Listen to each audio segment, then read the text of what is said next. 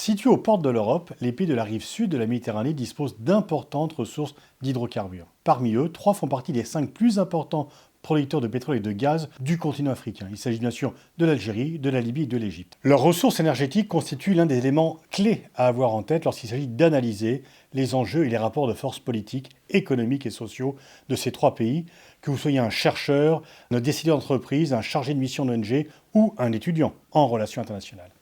Cette vidéo en fait s'appuie sur le dernier rapport publié par l'Observatoire de la sécurité des flux et des matières énergétiques, qui est dirigé par Pierre Laboué à l'IRIS, avec les contributions de Luca Baccarini, Philippe Kompanski, Manfred Hafner et Nour Edjazi, grâce au soutien de la DGIRS. Le rapport était remis en juin 2021, il est désormais disponible au grand public, vous allez sur le site de l'IRIS, vous pouvez l'avoir en intégralité, et c'est vraiment Pierre Laboué qui a dirigé ce travail, qui permet de mieux saisir les enjeux énergétiques algériens, libyens et égyptiens. Posons les bases. L'Algérie, la Libye et l'Égypte présentent des profils socio-économiques très différents. Avec 2,3 millions de kilomètres carrés, l'Algérie doit contrôler un territoire plus de 2 fois plus grand que celui de l'Égypte et plus grand que la Libye. 100 millions d'habitants, l'Égypte fait face à des défis de gestion des besoins d'une population 2 fois plus importante que celle de l'Algérie et 15 fois plus importante que celle de la Libye. Avec un PIB d'environ 100 milliards de dollars, l'économie libyenne a été marquée par la guerre et elle est de loin la moins développée des 3 pays. Par ailleurs, la Libye a une consommation d'énergie par habitant la plus élevée. Un Libyen consomme plus de 3 fois plus d'énergie qu'un Égyptien. En revanche, ces 3 pays ont pour point commun de disposer de ressources en hydrocarbures. Mais des différences de profil se retrouvent également au niveau de leurs réserves de pétrole et de gaz. La Libye a 15 fois plus de réserves de pétrole que l'Égypte et 4 fois plus que l'Algérie. L'Algérie dispose des plus importantes réserves de gaz des 3 pays avec un volume 3 fois plus important que celle de la Libye.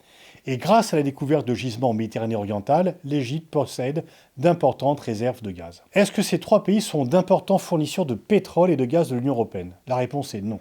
Les approvisionnements combinés de la Libye, de l'Algérie et de l'Égypte ne représentent au total que 9,5% des importations de pétrole brut et 8,7% des fournitures de gaz de l'Union européenne des 27. À titre de comparaison, la Russie représente environ 27% des achats de pétrole brut et 38% des achats de gaz de l'Union européenne. Par contre, au niveau national et non plus européen, ces pays fournissent une part importante des approvisionnements de certains pays au sud de l'Europe, comme l'Espagne. En revanche, l'Algérie, la Libye et l'Égypte dépendent en grande partie de la demande en énergie des pays européens pour leur exportation d'hydrocarbures. L'Union européenne absorbe les 2 tiers des exportations de gaz et la moitié des exportations de pétrole brut de l'Algérie, les 2 tiers des exportations de pétrole et de gaz de la Libye et environ un quart des exportations de pétrole et de gaz de l'Égypte. Ces exportations sont de ce fait importantes pour la stabilité politique de ces 3 pays, notamment l'Algérie et la Libye. Les recettes pétrolières et gazières représentent environ entre 40 et 60% du budget état algérien, jusqu'à 80% lorsque le prix du pétrole est très élevé, et environ un quart ou un tiers du PIB de l'Algérie. La situation est encore plus critique en Libye. Et la guerre a aggravé la situation puisque le secteur des hydrocarbures est resté le seul secteur productif à avoir continué à fonctionner. L'engagement de l'Union européenne à atteindre la neutralité climatique à l'horizon 2050 et à ne plus consommer de pétrole et de gaz représente un enjeu commun à ces 3 pays à long terme. Mais les défis qu'ils doivent relever à court terme sont relativement différents. L'Algérie est à la croisée des chemins. Le pays est le premier exportateur de gaz d'Afrique et le 3e fournisseur de gaz de l'Union européenne, mais sa consommation d'énergie a bondi en l'espace de 20 ans et la croissance des besoins nationaux a réduit les volumes de gaz disponibles à l'exportation. 75% de la production gazière du pays était exportée en 2000 contre 50% aujourd'hui. Cette tendance pourrait remettre en cause à terme la rente gazière du pays. La Libye demeure plongée dans l'incertitude, pour ne pas dire le chaos. La guerre a stoppé le développement du secteur pétrolier du pays et la production de pétrole a chuté. Le pays a donc besoin d'attirer des investisseurs étrangers pour financer les réparations, la modernisation de son complexe pétro-gazier et de ses infrastructures. Mais la situation politique reste tellement instable et fragile et le processus d'unification nationale pourrait encore dérailler et pénaliser le chiffre d'affaires et ce qui va bien sûr dissuader les investisseurs. L'Égypte a l'ambition de devenir un hub gazier en Méditerranée.